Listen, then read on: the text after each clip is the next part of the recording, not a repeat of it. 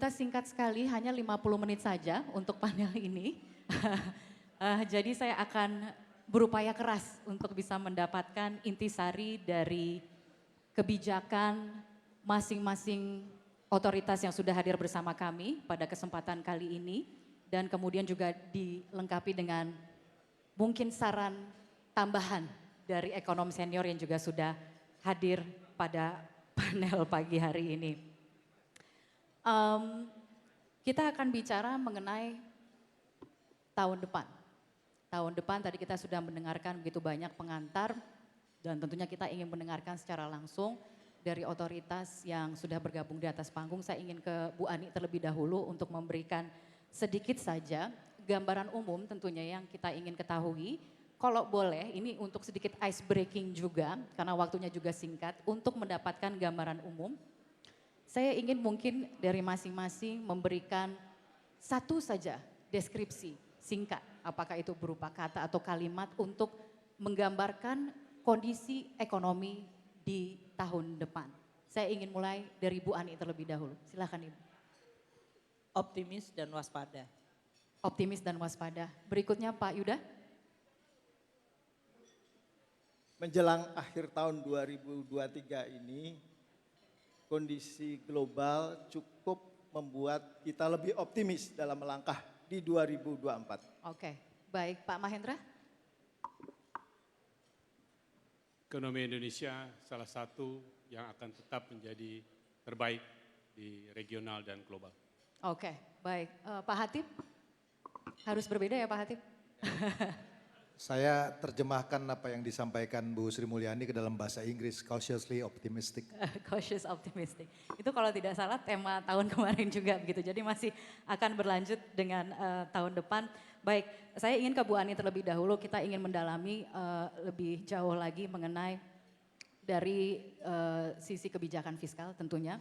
Kita melihat bahwa tahun depan itu adalah tahun yang menentukan. Bukan saja karena tahun depan itu adalah tahun pemilu di mana kita akan menghadapi transisi kepemimpinan, tetapi karena tahun depan juga menjadi tahun pengantar untuk landasan rencana pembangunan jangka panjang RPJMP 2025-2045 menuju Indonesia Emas. Pertanyaannya Bu Ani, seberapa solid atau seberapa kuat landasan ekonomi yang akan kita capai pada tahun depan di tengah sejumlah tantangan yang masih kita hadapi sampai dengan tahun depan, dan seperti apa sebenarnya kebijakan fiskal atau desainnya kemudian disesuaikan untuk bisa menopang pertumbuhan ekonomi ke depan dan sampai dengan jangka menengah. Terima kasih kan ya. Mungkin kita perlu untuk memberikan elaborasi kata-kata optimis itu basisnya apa supaya tidak menjadi jargon ya. Sebetulnya kalau kita lihat tahun 2023 ini kan tahun yang tadinya diprediksi oleh banyak lembaga internasional sebagai tahun yang cukup gelap. Dengan banyak sekali juga proyeksi mengenai kondisi ekonomi negara besar yang bahkan kemungkinan masuk resesi. Ternyata Amerika Serikat, dan itu ada alasannya, karena hanya dalam waktu less than 15 bulan, suku bunga di negara-negara maju itu naiknya luar biasa ekstrim. Jadi kalau kita bicara tentang kenaikan suku bunga Federal Reserve, itu lebih dari 500 basis point hanya dalam waktu kurang dari 12 bulan. Suatu perekonomian yang diberikan shock yang begitu besar dengan kenaikan suku bunga yang drastis, itu biasanya nggak bertahan. Paling tidak dia melemah atau bahkan resesi. Di Eropa juga sama, yang tadinya suku bunganya negatif atau nol, juga kenaikannya sekitar 400 basis point. Jadi dua mesin motor dunia itu mengalami perlambatan. Namun untuk Amerika nampaknya muncul lebih ada suatu harapan karena resiliensi dari perekonomiannya hingga akhir tahun ini. Sehingga paling tidak perekonomian dunia terbesar bisa bertahan dengan kenaikan suku bunga yang luar biasa. Tiongkok di sisi lain menghadapi masalah yang cukup struktural.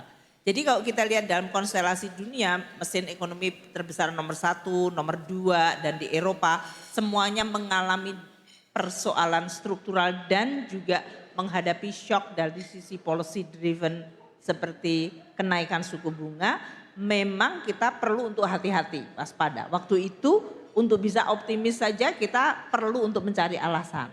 Untuk itu Indonesia mungkin kita melihatnya dari sisi domestic demand kita, yaitu dari sisi consumption, investment. Ekspor kan kelihatan tahun ini mengalami negative growth. Import kita juga mengalami negative growth, tapi PMI kita masih positif.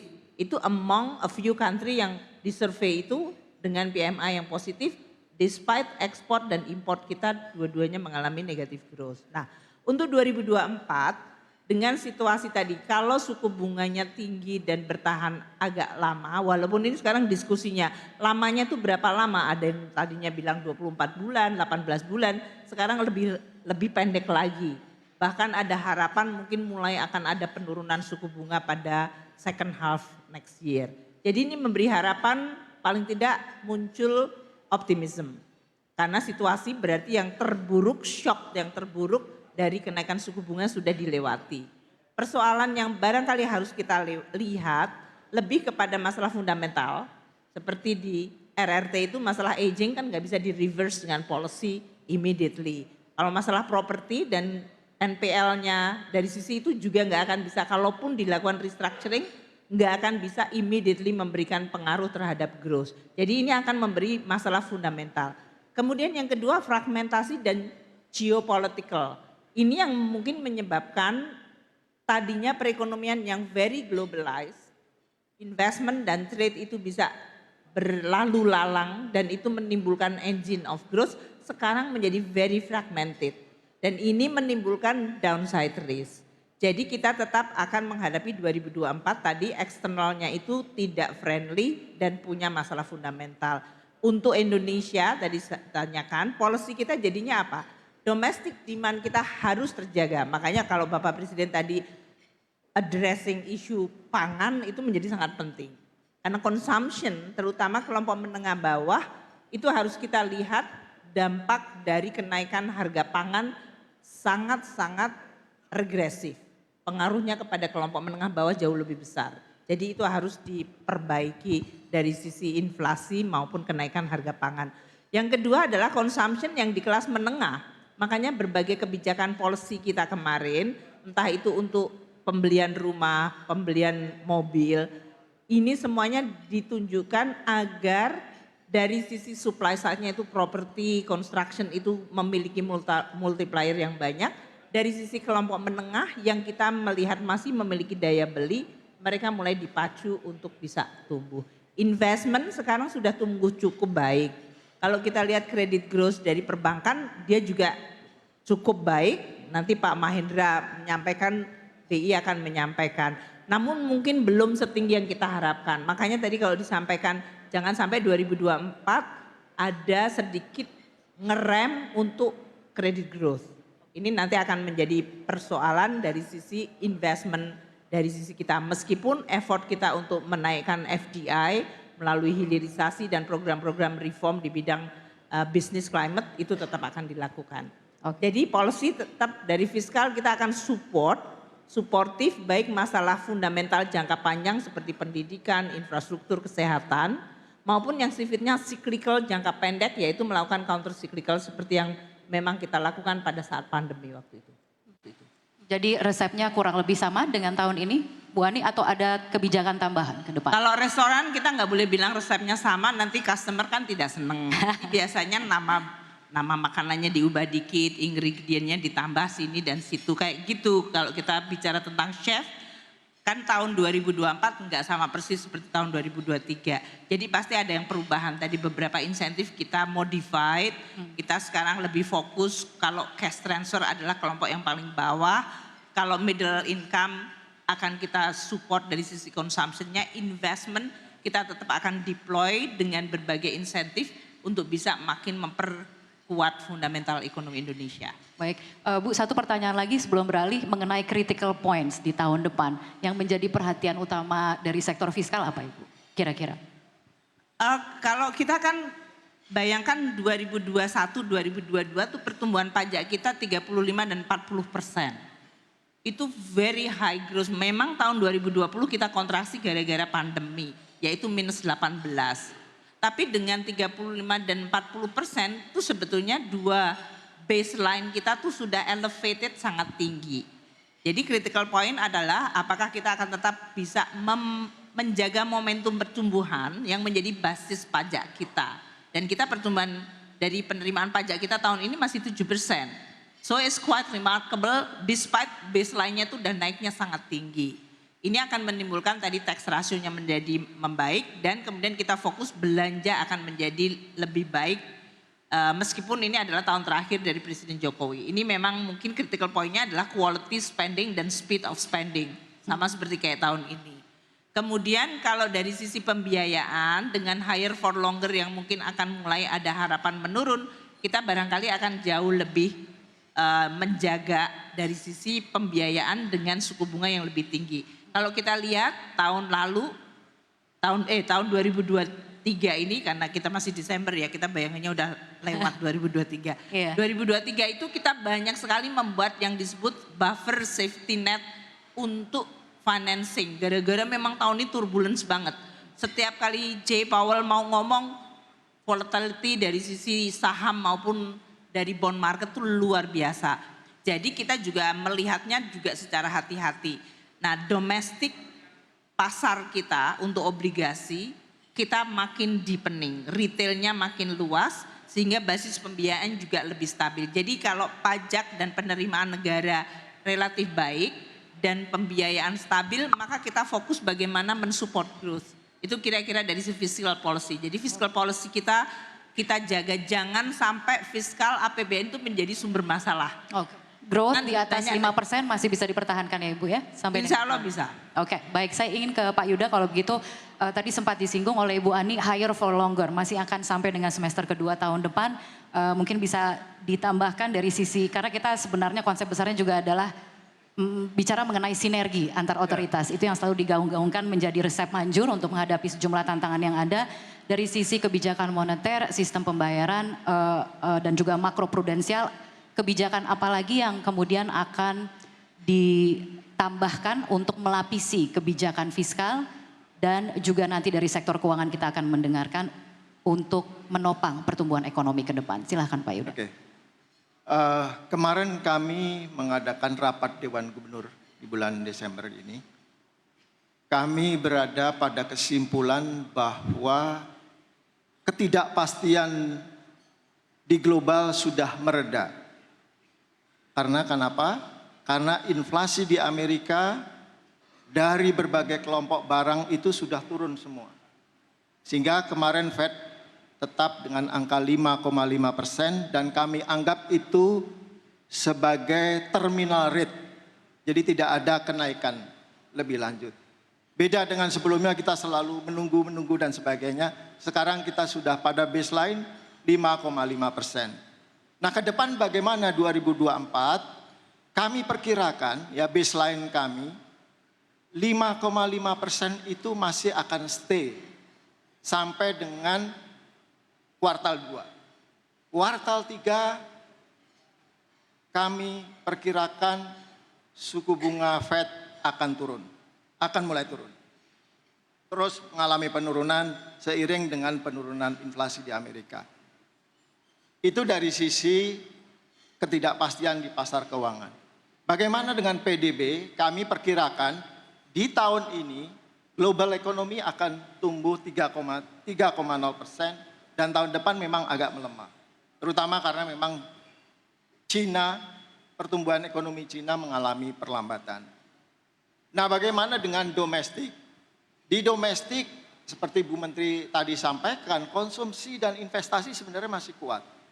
Ya, memang kalau kita lihat ekspor dengan harga komoditas ekspor yang turun ini kemudian mengalami pelemahan. Tapi kami di tahun ini masih optimis dengan angka sekitar 5% dan tahun depan juga di sekitar 5%. Range kami adalah 4,7% sampai 5,5%. Inflasi bagaimana? Inflasi kalau kita lihat intinya itu sekarang sudah di bawah 2%. 1,8%. Tetapi kalau kita lihat IHK-nya itu 2,8%, terutama didorong oleh volatile food. Ini yang menjadi PR kita sekarang dan ke depan. Bagaimana kita tetap bisa mengendalikan harga-harga pangan. Oleh sebab itu TPI, TPID ini terus kita galakkan.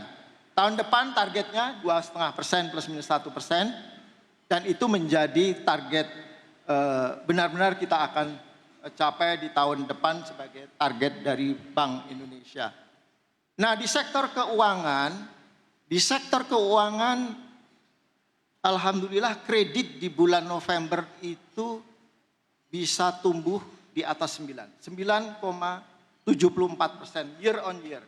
Jadi sudah masuk di dalam range target Bank Indonesia 9 sampai 11%. Likuiditas, nah ini likuiditas ada yang mengatakan ini ketat. Tapi kalau kita lihat angka-angka likuiditas alat liquid over DPK kita masih 26%. Secara rata-rata historis itu 20%. Jadi menurut hemat kami ini masih ample, masih memadai. Sehingga lending capacity, kapasitas perbankan di dalam memberikan kredit sebenarnya masih cukup kuat. Memang pertumbuhan DPK sekarang ini agak lambat, ya 3%. Tetapi ini kan karena adanya excess saving yang dulu di tahun 2020, 2021, 2022 ketika COVID, savingnya kan meningkat tajam karena orang nggak konsumsi. Sekarang begitu konsumsi tentu saja tabungannya dipakai kan gitu. Jadi saya rasa pertumbuhan DPK 3% di tahun ini, ya ini tidak perlu kita khawatirkan karena itu kalau di average 4 tahun terakhir ya kira-kira pertumbuhannya normal sekitar 8%. Nah tahun depan bagaimana? Kami perkirakan DPK juga terus tumbuh dan pertumbuhan kredit kami perkirakan bahkan lebih tinggi dari tahun ini 10 sampai 12%. Nah dengan perkembangan seperti itu kami perkirakan PDB di tahun 2024 masih bisa di atas 5% dengan range 4,7 sampai 5,5%. Nah, bagaimana kebijakan Bank Indonesia? Nah, dihadapkan pada tentunya masih ada uncertainty juga dari Fed karena high for longer, ya. Kebijakan moneter masih difokuskan pada stability, ya, pada stability baik dalam konteks inflasi maupun dalam konteks menjaga stabilitas nilai tukar. Nah, tetapi dari sisi policy mix, kebijakan makroprudensial Bank Indonesia, kebijakan sistem pembayaran dan tentu saja juga termasuk inklusi keuangan itu akomodatif, pro growth. Oleh sebab itu di makroprudensial kita pertama LTV tetap longgar. Ya, LTV di tahun depan tetap longgar tidak kita rubah ya 100%. Yang kedua adalah KLM, kebijakan insentif likuiditas makroprudensial untuk sektor-sektor tertentu, termasuk sektor hilirisasi, baik itu minerba maupun hilirisasi pertanian, ya, perkebunan, perikanan, peternakan dan sebagainya, ya, agroindustri gitu ya. Kemudian juga perumahan dan juga sektor-sektor seperti UMKM, green economy dan sebagainya. Jadi makroprudensial longgar dan pro growth. Sistem pembayaran kita dorong terus mengenai digitalisasi di sistem pembayaran. Ya, ke depan di retailnya, ya, BI Fast akan kita sinergikan, ya, interoperabilitas dengan GPN, ya ini di retailnya akan seperti itu.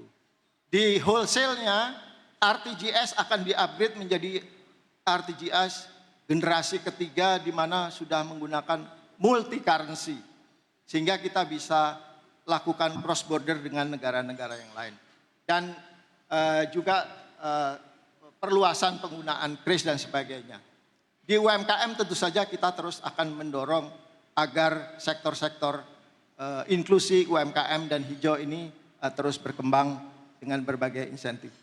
Mungkin itu Kania, terima kasih. Baik, Pak Yuda mungkin satu pertanyaan tambahan karena salah satu yang kemudian disinggung sebagai sesuatu yang perlu diwaspadai lebih lanjut soal harga pangan tadi yang sempat disinggung juga oleh Presiden dari Bank Indonesia sendiri bagaimana mengantisipasi inflasi dari fluktuasi harga komoditas kalau kita bicara soal resiko geopolitik dan juga kemudian harga pangan dampak dari perubahan cuaca. Bicara soal El Nino tahun depan, itu akan seperti apa Pak Yuda antisipasi? Untuk harga pangan seperti yang saya katakan tadi, kita terus perkuat gerakan nasional pengendalian inflasi pangan. Tentu saja Bank Indonesia tidak sendiri, ya. Kita koordinasi dengan Bu Menteri, dengan Menko dan juga dengan pemerintah daerah, termasuk juga bagaimana kita bisa memberikan alat-alat pertanian yang memang dapat digunakan untuk meningkatkan produktivitas dari pangan. Terima kasih. Oke, baik kita beralih kalau begitu ke Pak Mahendra untuk melengkapi dari sektor jasa keuangan. Seperti apa strateginya, langkah dan strategi untuk tahun depan, kemudian bagaimana sinergi yang diharapkan dari otoritas moneter dan juga fiskal untuk menopang pertumbuhan ekonomi ke depan? Baik, kalau boleh saya mulai dari yang agak umum dulu, Kania. Kalau saya ingat tahun lalu, kurang lebih pada waktu bulan Desember ini juga, Pak Menko Perekonomian dan juga saya tempo hari menggunakan istilah bahwa ada risiko perfect storm di 2023. Tapi ternyatanya tidak. Dan kalau tadi kita bicara mengenai tantangan ke depan, persoalannya bukan tantangannya, tapi uncertainty and unknown factor mengenai tantangan itu. Tadi kalau sudah dipetakan semua, kurang lebih saya rasa tidak ada yang unknown, unfamiliar. Kurang lebih kita sudah bisa petakan dan kalau kita berangkat masuk ke tahun baru seperti sekarang, dibandingkan tahun lalu memasuki 2023, saya rasa tidak ada alasan untuk kita melebih-lebihkan uncertainty-nya itu. Bukan berarti kondisi global akan lebih baik, tidak. Kemungkinan besar malah akan lebih buruk. Tapi uncertainty dan unknown situation dari kondisi pemburukan itu yang menjadi risiko bagi bisnis, bagi investasi, dan tentu juga bagi otoritas, saya rasa jauh lebih rendah daripada sebelumnya. Itu satu. Kedua, oleh karena itu, daripada kita terus-menerus membicarakan tantangan uncertainty dengan tingkat kepastian sudah lebih baik kita justru fokus kepada apa yang ingin menjadi motor dari pertumbuhan ekonomi kita, menjadi fokus dari investasi kita dan membangun sinergi dan strategi ke arah sana. Tadi yang disampaikan Pak Menko tentang 3 mesin pertumbuhan sudah jelas.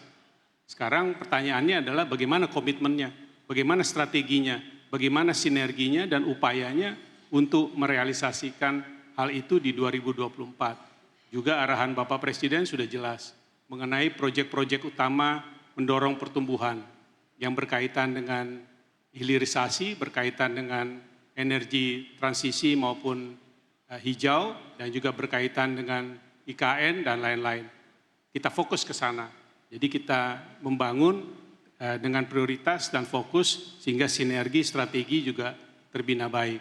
Itu saya rasa pendekatan yang umum. Nah, berkaitan dengan bagaimana daya dukung dan kesiapan sektor jasa keuangan, dapat kami sampaikan bahwa melihat kondisi 2023 dan sampai di akhir tahun ini, dari kacamata likuiditas, dari kacamata kecukupan modal, dari kacamata ruang untuk pertumbuhan kredit, jelas ruang tersebut dan kesehatan dan ketangguhan dari sektor jasa keuangan, apakah itu perbankan, apakah itu di pembiayaan, apakah itu di pasar modal, dan juga di industri-industri keuangan lainnya terjaga baik. Jadi sebenarnya dukungan dan kesiapan dari sektor jasa keuangan untuk menopang apa yang menjadi fokus prioritas konsentrasi di 2024 juga baik.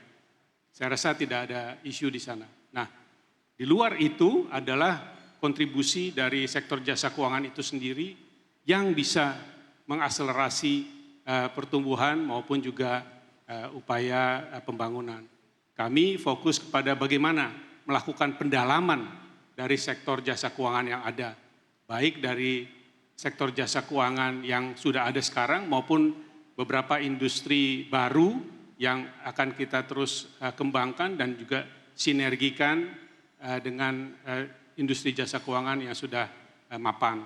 Apakah itu berkaitan dengan industri teknologi sektor keuangan, apakah itu berkaitan dengan bursa karbon, apakah itu berkaitan dengan pemanfaatan digitalisasi, berkaitan juga dengan konteks kita untuk melakukan langkah-langkah yang lebih inovatif dalam produk keuangan, terutama juga untuk menarik financial inclusion. Ini merupakan prioritas-prioritas konkret di dalam sektor jasa keuangan yang secara berkelanjutan bisa semakin menumbuhkan kesempatan perekonomian itu sendiri. Jadi sebenarnya kesiapan semua terhadap hal-hal tadi semuanya sudah lengkap ya. Mungkin satu faktor yang masih dianggap sebagai pertanyaan ya, tadi juga disinggung oleh Bapak Presiden adalah faktor politik. Tapi kalau saya boleh share apa yang dilihat dari luar negeri terhadap bagaimana Indonesia melaksanakan pemilihan umum, kalau ditanya kepada investor, utamanya di sektor keuangan, maka antara dikatakan it's a very well known factor atau non issue. Jadi range-nya itu. Jadi untuk kita ya dengan kondisi seperti itu dan apa yang ada di depan kita, fokus saja kita lakukan yang betul-betul menjadi basis optimisme kita realisasikan dengan langkah-langkah yang konkret. Baik, Pak Mahendra, satu saja pertanyaan mungkin yang juga ada di benak masyarakat sekarang ini adalah bagaimana ketika tadi Bapak sempat menyinggung soal berbagai model ekonomi baru begitu yang bermunculan. Bagaimana kemudian OJK mengantisipasi perkembangannya agar masyarakat tidak dirugikan tetapi juga tidak menghambat inovasi di sektor keuangan, dan mungkin bisa diceritakan sedikit soal upaya literasi atau peningkatan literasi keuangan yang dijalankan dan bagaimana sebenarnya dampaknya terhadap pertumbuhan ekonomi. Ya, kalau saya rasa memang tantangan dalam arti bagaimana kita mendorong sektor dan industri-industri ke depan adalah menjaga keseimbangan antara langkah-langkah mendorong inovasi, kreativitas, dan tentu juga pemanfaatan yang lebih besar lagi dari berbagai industri teknologi maupun digitalisasi yang baru dengan menanggulangi dan memitigasi risiko-risiko yang mungkin negatif dari pemanfaatan berbagai inovasi tadi. Nah, di sini saya rasa kuncinya kalau dari sektor jasa keuangan sendiri, karena ini memang mencakup dari beberapa industri dan di bawah pengawasan dari komisioner yang berbeda, isunya adalah meningkatkan integrasi dari bagaimana pendekatan yang lebih baik, yang multi bidang, multi sektor ini. Dengan adanya koordinasi dan pengawasan dan juga pengaturan yang terintegrasi, maka ketidakpastian dan pengelolaan risiko tadi akan dapat dikelola dan diantisipasi dengan baik. Kedua tentu adalah melalui edukasi dan literasi yang terus-menerus kita lakukan dan bukan lagi tentu di jajaran yang sudah memiliki akses kepada sektor jasa keuangan, tapi justru kalau mau dibilang Indonesia ini barangkali bukan hanya gelas setengah terisi, tapi malah baru mungkin sepertiga terisi dari kacamata berbagai jenis produk jasa keuangan. Jadi ruang yang besar untuk kita isi adalah di bagian sana, dan ini justru kalau melihat kondisi global dan kondisi ekonomi sejalan dengan apa yang menjadi fokus prioritas kita, yaitu konsumsi dalam negeri, yaitu perekonomian domestik, yaitu kemudian bagaimana mengakselerasi juga seluruh potensi masyarakat yang ada. Karena ini memang basis perekonomian kita yang teruji di 2023 dan saya yakin 24, 25, 26 dengan kondisi global seperti itu justru akan makin besar lagi perannya. Oke, baik kita beralih ke Pak Hatip. Kalau begitu saya dari tadi melihat Pak Hatip sudah rajin mencatat nih apa yang disampaikan sebelumnya. Pak Hatip, tapi kalau boleh kita diberikan gambaran singkat saja outlook ekonomi global dan tantangan yang dihadapi ekonomi Indonesia ke depan dan kira-kira fokus perhatiannya atau critical area yang harus menjadi perhatian pemerintah di tahun 2024 dan seberapa optimis Pak Hatip tahun depan pertumbuhan masih akan bisa dijaga di atas 5%. Makasih Kania. Pertama, saya akan ulangi apa yang saya katakan tahun lalu. Saya melihat probabilitas Indonesia kena resesi itu kecil sekali sejak tahun lalu saya katakan. Kemudian yang kedua, saya mungkin ingin menyampaikan kenapa saya sebut tadi saya cautiously optimistic. Saya sepenuhnya sependapat dengan apa yang disampaikan Bu Menteri Keuangan, Pak Ketua OJK dan Pak Deputi Gubernur Bank Indonesia mengenai tren dari global. Namun mungkin ada beberapa hal yang perlu diantisipasi. Saya mulai dari kondisi global dulu.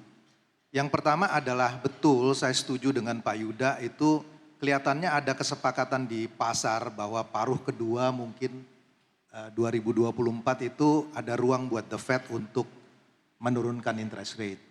Tapi di sisi lain saya ingin mengingatkan bahwa defisit anggaran di Amerika itu mencapai 9%. Dan kalau probabilitas dari resesi di Amerika menurun, maka implikasinya adalah perusahaan di Amerika itu akan mulai melakukan ekspansi. Artinya permintaan terhadap US T-bills itu akan mengalami penurunan. Di sisi lain, supply dari US T-bills itu akan naik untuk membiayai defisit yang 9%. Sehingga walaupun betul tren market seperti itu, tapi mungkin pemerintah dan Bank Indonesia perlu mengantisipasi seandainya terjadi excess supply di pasar bond di US yang mengakibatkan nanti harga bondnya turun, yieldnya naik, itu yang akan menimbulkan volatility di dalam bond market di US. Tapi saya kira Bank Indonesia tetap memonitor soal itu. Kemudian yang kedua adalah soal Cina. Cina mungkin akan tumbuh sekitar 4,5% di tahun depan. Kalau sensitivity analisisnya 1% pertumbuhan ekonomi Cina itu akan menurunkan ekonomi Indonesia sebesar 0,3 mungkin. Jadi kalau dia sekarang di 5,3 turun ke 4,5, 0,7 mungkin impactnya pada ekonomi Indonesia sekitar 0,2%. Slow down dari yang terjadi ini. Kemudian yang ketiga, ini sesuatu yang kita nggak bisa predik. Itu adalah konflik antara Hamas dengan Israel. Sejauh ini harga minyak itu terkontrol. Tapi kita tidak pernah tahu apakah ini akan terus berlangsung sejauh mana. Nah, keuntungannya adalah, koreksi kalau saya salah Bu Menteri Keuangan, defisit kita anggaran itu sampai dengan November relatif sangat kecil, masih di 0,2 sekian kalau saya nggak salah ya. Artinya kalau toh harga minyak mengalami peningkatan sampai dengan $146 per barrel, rasanya itu pemerintah tidak akan pass on dampaknya kepada konsumen. Jadi ada ruang di dalam fiskal untuk mengabsorb subsidi itu di tahun 2024 sehingga saya tidak terlalu khawatir sebetulnya dampak dari soal itu. Yang ketiga, yang terakhir adalah dari sisi global, itu tadi sudah disebut mengenai El Nino. Ini dampak dari kenaikan harga beras itu punya dampak yang sangat signifikan terutama kepada vulnerable groups. Ya, mereka yang sebagian besar penduduk Indonesia itu tidak di bawah poverty line tetapi hidup sedikit di atas poverty line. Jadi kalau kemudian harga berasnya naik, mereka masuk ke dalam kategori kelompok miskin. Karena itu tadi program yang disampaikan Bu Menteri Keuangan mengenai pentingnya bantuan pangan, mengenai BLT, itu saya kira coveragenya perlu diperluas. Nah, jadi in general saya ingin mengatakan kan ya bahwa kebijakan yang dilakukan pemerintah sebetulnya sudah well anticipated untuk semua isu yang tadi saya sampaikan. Apakah itu risiko dari volatility di pasar finansial, dampak dari Hamas, konflik Hamas Israel, kenaikan El Nino, Dan saya kira ini ada ruang untuk fiskalnya karena defisit kita itu relatif kecil di tahun 2023. Satu hal yang ingin saya sampaikan di sini adalah ini menarik melihat data dari Bank Indonesia dan juga spending index dari Mandiri. Itu Pak Yuda, kelompok di bawah 5 juta spendingnya itu consumption-nya masih tetap strong, tetapi savings-nya turun. Ini kan menarik kalau konsumsi tetap tinggi tapi savings-nya turun, pertanyaannya adalah dia biayai dari mana? Ya kan? Ada kemungkinan tadi Pak Yuda Agung mengatakan mungkin dia mulai melakukan di savings. Artinya bahwa mungkin konsumsi ini akan mulai melambat dan ini sejalan dengan data dari Mandiri Spending Index yang menunjukkan bahwa pattern consumption itu mulai defensif di mana porsi terbesar itu orang konsumsi makanan sekarang.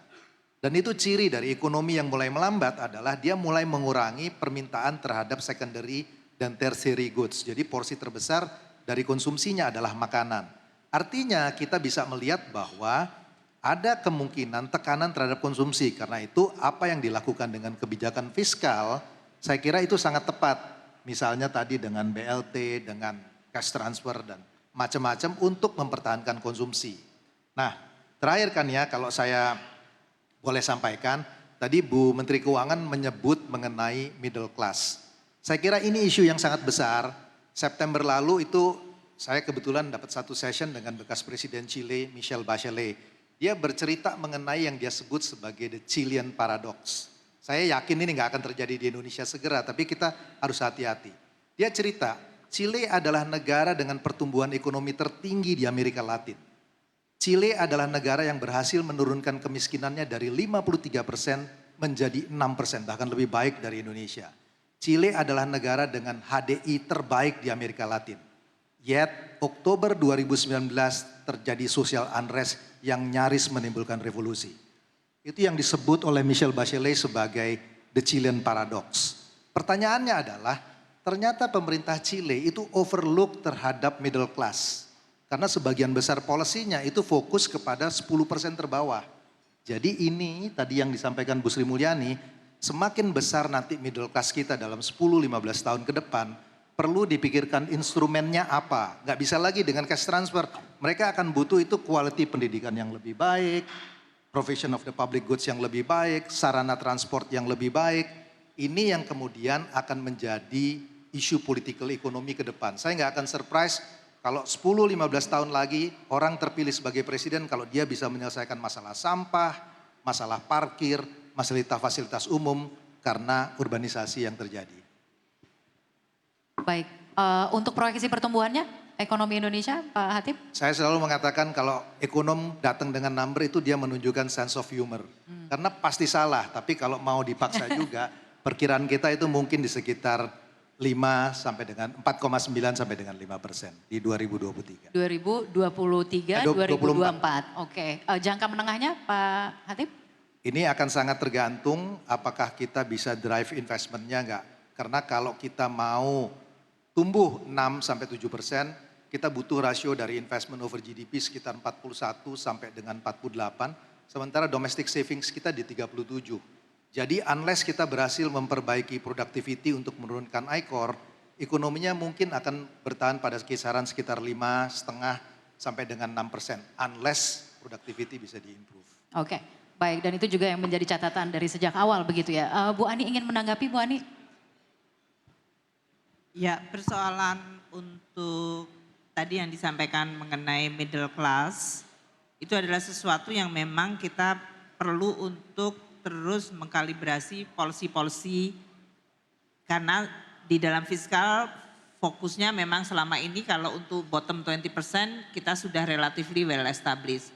Ada by name, by address, apakah itu PKH, kemudian sembako, atau berbagai policy-policy untuk masyarakat berpendapatan rendah. Kalau yang middle class ini memang range-nya bisa sangat besar. Kalau kita bicara persentilnya itu di 3 sampai yang 7, nah itu variety dari behaviornya beda-beda, purchasing power-nya beda-beda. Yang bisa dilakukan pemerintah adalah making sure public services itu affordable dan baik kualitasnya, itu yang disampaikan. Makanya tadi kalau kita bicara tentang masalah dari mulai infrastruktur, pendidikan, sampah, ini yang menjadi sesuatu yang menjadi perhatian. Air bersih, listrik, internet, itu sesuatu yang merupakan kebutuhan dari middle class. Mereka membutuhkan itu tapi mereka tidak punya daya beli yang sangat besar juga. Jadi harus tersedia tapi affordable dan mereka mulai menuntut kualitas. Nah ini yang kita coba lakukan di dalam transfer ke daerah. Masalah sampah, air bersih, sanitasi itu menjadi fokus. Apakah melalui KPBU tadi Pak Menko menyampaikan mengenai salah satu proyek sampah. Ini cukup lama persiapannya. Dan kita ada beberapa tempat dari mulai yang Bekasi Jakarta itu, kemudian di Lampung kita bicara tentang beberapa daerah yang belum cracking the code-nya secara mudah gitu. Di Jawa Timur, di Bali itu sampah sudah cukup lama ngomong KPBU back and forth. Ini sesuatu yang perlu untuk kita perbaiki karena delay penyelesaian masalah sampahnya makin numpuk aja. Air bersih juga sama. Air bersih mungkin banyak investor swasta, namun affordability dan ability dari daerah untuk mau menetapkan tarif yang reasonable itu masih sangat sulit juga. Sehingga orang akhirnya under investment, orang pergi kepada air, mencari air bersih yang alternatif tapi sebetulnya harganya jauh lebih mahal. Ini menjadi sesuatu yang persoalan yang besar. Untuk internet, digital teknologi yang tadi Pak Menko sampaikan, investasi kita di berbagai infrastruktur untuk digital itu perlu untuk di-deliver. Jadi kalau kemarin ada setback karena masalah governance ini harus di-catch up supaya kita bisa kembalikan. Dan kemudian untuk berbagai infrastruktur lain relatively sudah bisa on the pipeline dan sudah mulai jalan. Jadi saya setuju mengenai hal itu. Kalau pertumbuhan ekonomi saya rasa tadi kalau bicara tentang I-Core memang ini menjadi persoalan. Kita harapkan dengan infra yang sudah semakin terkoneksi, sekarang ditambah dengan reformasi birokrasi, tadi ada Pak Menpan RB di sini untuk pelayanan yang lebih cepat, lebih baik dan lebih murah, ini akan menurunkan masalah logistik di Indonesia masih termasuk dan kita melalui single window mencoba untuk melakukan perbaikan dari sisi policy maupun sistemnya. Nah ini yang akan terus menjadi fokus kita karena reform ini nggak terlalu mudah hingar-bingarnya. Karena itu banyak kerjaan yang sangat detail on system yang mungkin tidak seperti gunting pita yang mudah dilihat oleh masyarakat. Tapi mereka merasakan kalau ada perbaikan. Mungkin itu yang saya sampaikan. Satu lagi mungkin Bu Ani ingin soal resiko geopolitik yang tadi sempat disinggung. Ya. Antisipasi pemerintah itu akan berapa lama lagi kurang lebih? Apa? Akan berapa lama lagi antisipasi pemerintah kalau kita bicara resiko geopolitik memang tidak ada yang bisa memprediksi tapi bagaimana ya, kalau kita antisipasinya? belajar dari sejarah dunia kalau namanya cracking dari geopolitik kita bicara suatu tren yang sifatnya satu dekade ya. Okay. Jadi ini nggak akan minggu depan, kuartal depan akan berubah. Regardless politik yang terjadi di Amerika, di RRT, di Eropa. Saya banyak bicara dengan teman-teman saya either di domestik kalau mereka sistemnya demokratis menjadi makin ekstrim ke kanan, populis. Kemudian yang non demokratis juga makin proteksionis dan tentu merasa under pressure. Fragmentasi dunia itu sudah pasti terjadi dan ini akan memburuk sebelum membaik. Dalam artian ya sampai suatu titik di mana seluruh leaders merasakan kayaknya bermusuhan itu menimbulkan lebih banyak mudarat daripada manfaat dan kemudian akan reverse lagi. Tapi it's not going to be a short term dari sisi itu. Oke, untuk harga minyak berarti kedepannya seperti apa proyeksinya Ibu? Apakah bisa Proyeksi sampai? ekonomi kita kan di dalam APBN kita pakai 5,2. Tapi tadi kan downside risk-nya dari sisi eksternal. Tapi kalau tahun ini di kuartal keempat kita berharap masih bisa bertahan di sekitar 5%. Overall year 2023 kita akan end up dengan sekitar 5 tipis di 5,02, 5,04. Ini tergantung 2 minggu ini saya lihat pencairan anggaran dari seluruh kementerian lembaga dan pemerintah daerah.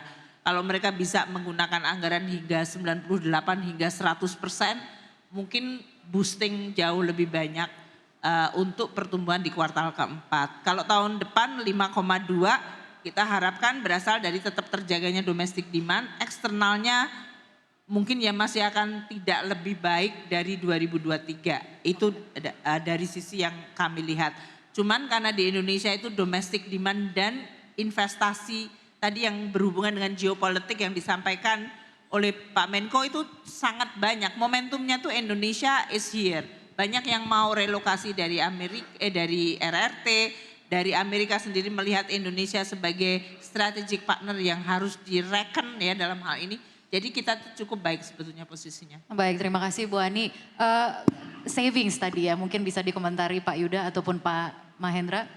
Kondisi savings di tanah air, apa upaya ke depan untuk bisa menarik uang-uang dari masyarakat, mungkin dari Pak Mahendra terlebih dahulu. Apakah betul apa yang disampaikan oleh Pak Hatip?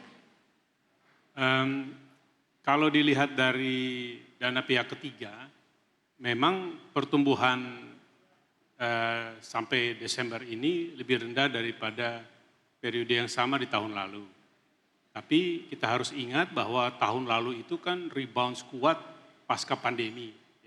Jadi angka-angka itu memang agak anomali lah ya. Justru angka-angka sekarang ini kembali kepada mendekati atau sama lah dengan pra-pandemi ya. Dalam arti besaran nominalnya. Artinya kalau dari segi pertumbuhan dibandingkan pertumbuhan tahun lalu memang turun. Nah, kedua karena juga instrumen untuk menempatkan dana itu sekarang lebih bervariasi dibandingkan sebelumnya. Termasuk juga dengan kemungkinan untuk investasi apakah di SBN, apakah juga di pasar modal, apapun juga yang berkaitan dengan aspek digital ya. Jadi memang ada pelemahan dari segi pertumbuhannya, bukan dari segi nominalnya. Tapi saya melihatnya tetap dalam konteks yang tidak luar biasa karena kembali ke tingkat pra-pandemi yang justru yang dibilang outliernya itu kan adalah pada saat pandemi itu sendiri dan rebound setelah pandemi. Sekarang kembali ke kondisi yang lebih normal. Oke, baik Pak Yuda, ada yang ingin ditambahkan? Silakan. Mungkin saya sangat setuju tadi dengan apa yang disampaikan Pak Hatip terkait dengan risiko supply dari treasury bills di Amerika yang kemudian menyebabkan yield di Amerika juga masih stubbornly high. Walaupun sekarang kelihatan memang sudah mulai turun ini. Dan kami perkirakan juga dolar indeksnya juga sudah mulai melemah atau turun gitu ya di tahun dan sekarang ini dan juga di tahun depan kami perkirakan bahkan bisa di sekitar 101. Jadi memang ada cautious optimism lah ya, tadi ya terkait dengan itu. Nah yang juga kita cermati ke depan adalah leadership di Amerika nantinya. Ini saya kira penting karena misalnya apakah Trump akan kembali, nah dan sebagainya. Ini kan tentu saja polisinya akan sangat berubah dari yang sekarang. Ya, ini tentu saja faktor-faktor yang kita lihat di dalam jangka menengah panjang. Terkait saving tadi mungkin saya sudah ya, maksudnya day saving itu kan kemarin savingnya berlebihan karena memang nggak ada konsumsi selama COVID.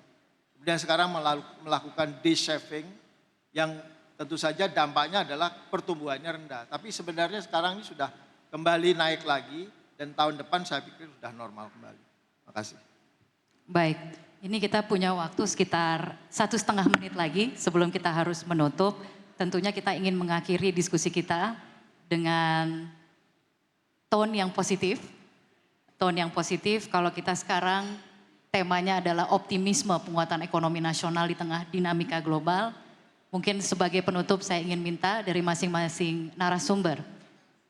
Ini juga untuk pengantar debat nanti malam mungkin gitu ya. Untuk mengejar pertumbuhan ekonomi tinggi kalau boleh ya kan. Seperti apa sih resepnya? Saya ingin mulai dari Ibu Ani terlebih dahulu. Kalau resep ingredient basicnya nggak berubah ya. Pertumbuhan tinggi yang sustainable itu kalau dipacu oleh productivity dan productivity itu berarti masalah struktural. Makanya kita selalu ngomongin infra, SDM, itu ya nggak akan selesai dalam 1 dekade gitu. Karena memang infra gap kita masih tinggi, SDM kita masih kualitasnya diperbaiki gitu. Makanya tadi kalau kita bicara tentang struktural fundamental, yaitu investment yang harus tetap difokuskan. Kalau cyclical juga penting karena kita itu tidak menjaga ekonomi seperti di jalan tol lurus tanpa hambatan gitu. Selalu terjadi shock yang sering terjadi dan shocknya itu bisa saja membuat arah dari kebijakan itu bisa berubah sama sekali. Jadi kita tetap waspada terhadap cyclicality dari kondisi perekonomian dunia. APBN selama ini kan waktu dari mulai pandemi atau bahkan before pandemi kita selalu menjadi counter cyclical dan shock absorber yang sangat efektif. Pasti itu bisa dilakukan kalau APBN-nya kredibel dan sehat dan kuat. Makanya selain tadi masalah SDM, infra untuk productivity, jaga APBN-nya agar tetap sehat, kuat dan kredibel. Demikian. Itu bukan iklan jamu ya, tapi iklan APBN. Baik, terima kasih. Waktunya sudah 00, boleh kita kasih kesempatan masing-masing untuk memberikan, boleh Pak? Baik, dari Pak Erlangga boleh. Baik Pak Yuda silahkan, resepnya Pak. Ada resep khusus Pak untuk mengejar pertumbuhan ekonomi tinggi? Saya kira saya sama dengan Bu Menteri kalau memang kita ingin meningkatkan potensial GDP kita yang sekarang mungkin sekitar 5,5% gitu ya. Kita mau naikkan jadi 6% atau bahkan lebih gitu ya, tentu saja faktor-faktor struktural yang harus kita reform gitu ya. Pemerintah saya kira dengan infrastrukturnya, dengan hilirisasi itu adalah langkah yang sudah tepat. Ke depan tentu saja hal-hal yang termasuk R&D, education dan sebagainya itu adalah hal-hal memang yang harus menjadi PR kita bersama. Terima kasih.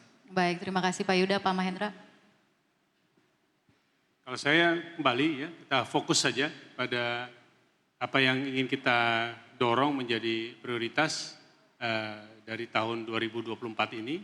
Tadi Pak Menko menyatakan atau mengistilahkannya ada 3 mesin pertumbuhan, ya dinyalakan aja mesinnya dan kita fokus ke situ, kita gas betul dan kita jalan. Bahwa dalam prosesnya ada melalui pemilihan umum, ada pilpres, bahwa ada kondisi global ini ya boleh-boleh aja lah.